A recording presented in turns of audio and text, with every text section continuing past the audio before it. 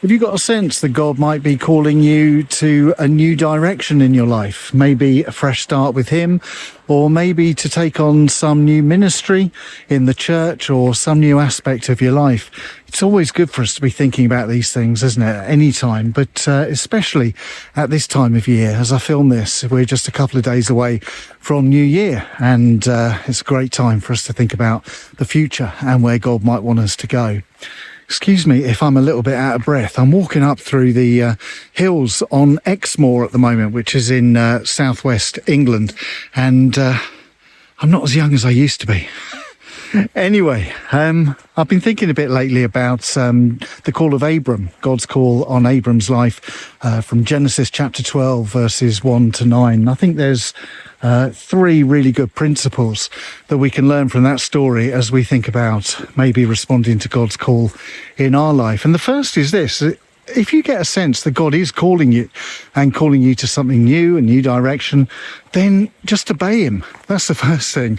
In Genesis chapter 12, verse 1, God says to Abram, leave. That's as simple as that. Just leave.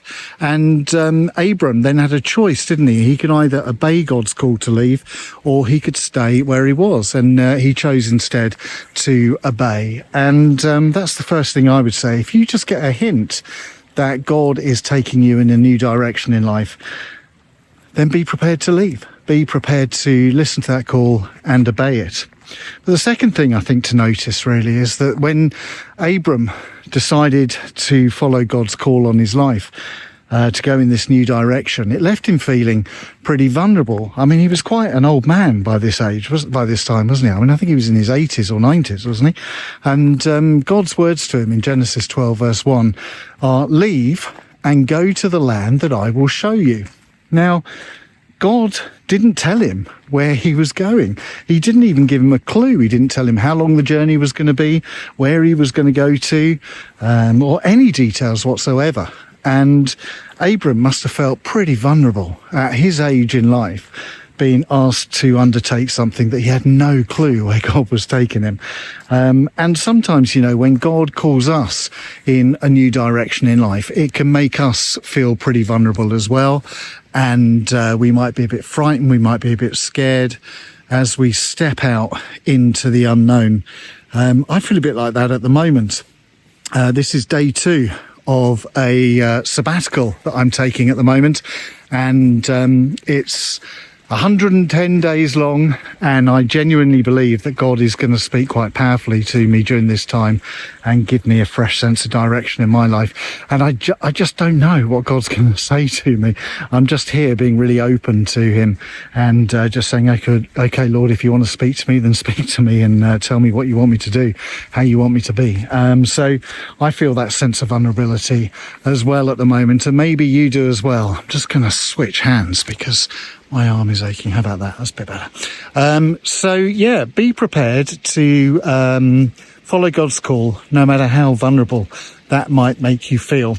And here's a really important thing as well that we learn from that passage in Genesis chapter 12, which is simply this: that when Abraham went on his journey into the unknown with God, at the very heart of it was worship.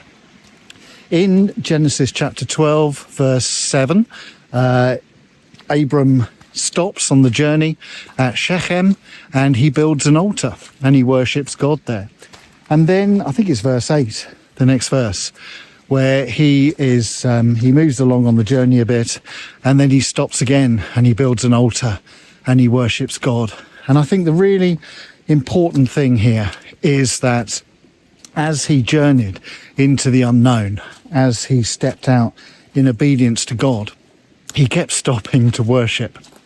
And worship needs to be at the heart of our journey with God, because it keeps us centered, it keeps us focused.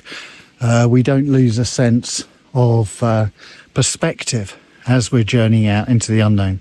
So, and then in verse 9, I think it's a great end to the story, really, because in verse 9 it says, and Abram journeyed on towards the Negev. And I think what's really important is that the story doesn't end. We don't hear the end of the story in that passage.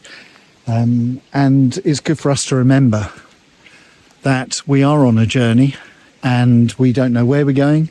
We don't know when it's going to end. We don't know where the Lord's necessarily taking us, what he wants us to do. But the important thing is just to keep journeying on and journeying on and journeying on, just as Abram did in that passage. So, if God is calling you, like I think he's calling me, to a fresh start, a new beginning, a new perspective on life, who knows what, then if you hear God say, leave, then leave. If you hear God say to you, leave and go to the place that I'll show you, even if you don't know where that is, even if you've got no clues, step out in faith, because God is not going to let you down.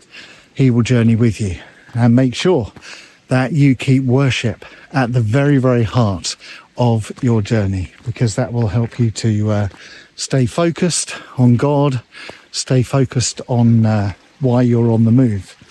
So, yeah, there we are. Just a short reflection, really.